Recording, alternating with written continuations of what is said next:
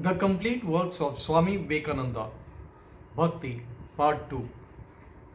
Then the question may be asked, should we respect that religion which advocates vice? The answer will be certainly negative.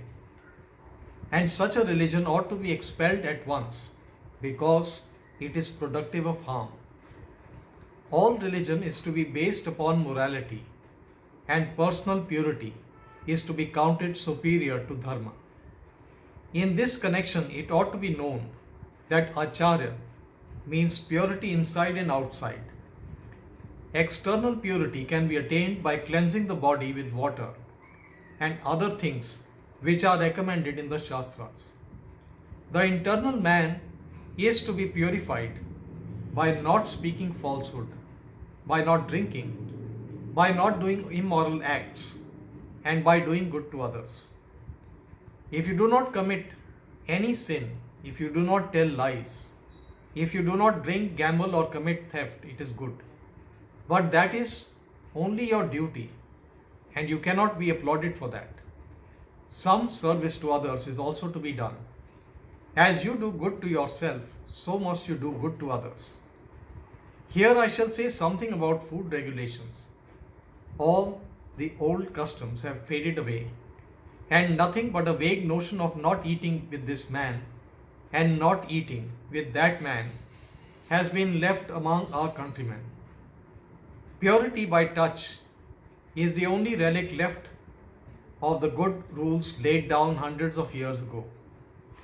Three kinds of food are forbidden in the Shastras.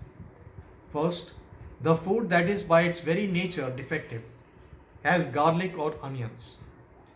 If a man eats too much of them, it creates passion, and he may be led to commit immoralities, hateful both to God and man.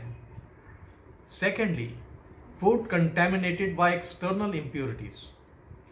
We ought to select some place quite neat and clean in which to keep our food. Thirdly, we should avoid eating food touched by a wicked man, because contact with such produces bad ideas in us.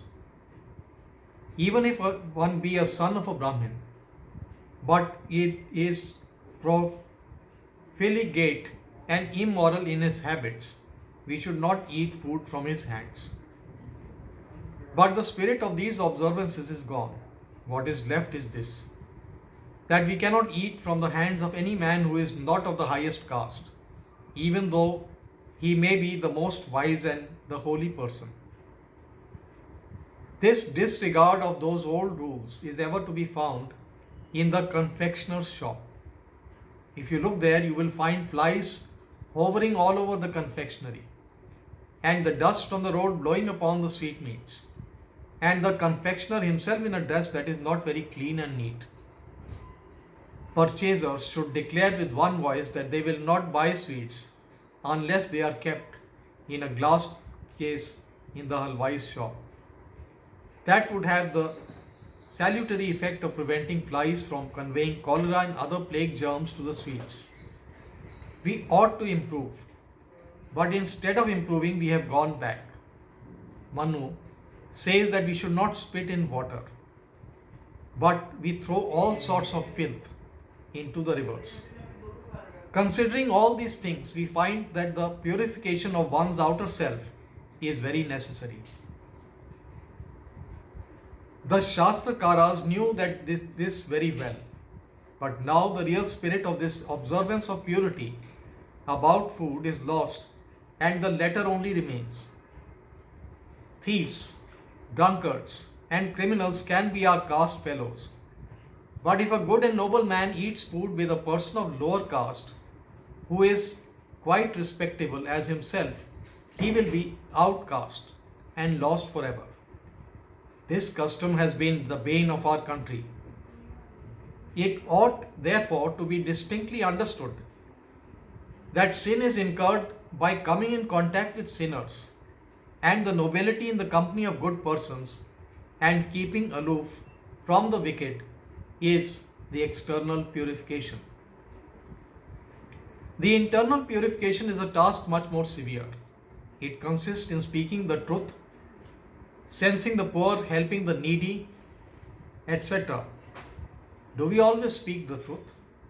What happens is often this: people go to the house of a rich person for some business of their own and flatter him by calling him the benefactor of the poor and so forth. Even though that man may cut the throat of a poor man coming to his house. What is this? Nothing but falsehood. And it is this that pollutes the mind. It is therefore truly said that whenever a man says who has purified his inner selves for 12 years without entertaining a single vicious idea during that period is sure to come true. This is the power of truth, and one who has cleansed his both inner and outer self is alone capable of bhakti. But the beauty is that bhakti itself cleanses the mind to a great extent. Although the Jews, Mohammedans, and the Christians do not set so much importance upon the excessive external purification of the body as the Hindus do, still they have it in some form or the other. They find that to a certain extent it is always required. Among the Jews, idol worship is condemned, but they had a temple in which was kept a chest which they called an ark, in which the tables of the law were preserved, and above that chest were two figures of angels with their wings outstretched, between which the divine presence was supposed to manifest itself as a cloud. That temple has long since been destroyed. But the new temples are made exactly after the old fashion, and in the chest religious books are kept.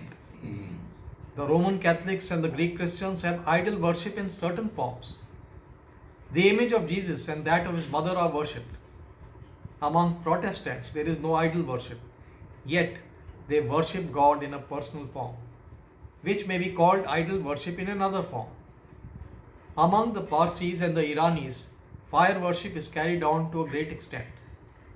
Among Mohammedans, the prophets and the great and the noble persons are worshipped, and they turn their faces towards the Kaaba when they pray.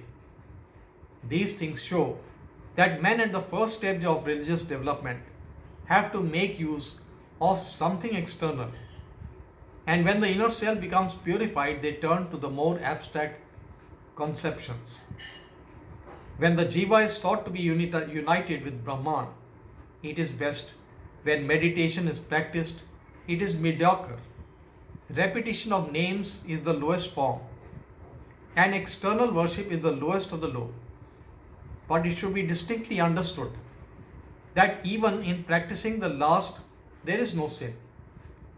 Everybody ought to do what he is able to do, and if he be dissuaded from that, he will do it in some other way in order to attain his end. So we should not speak ill of a man who worships idols. He is in that stage of growth, and therefore must have them. Wise men should try to help forward such men and get them to do better. But there is no use in quarreling about the various sorts of worship.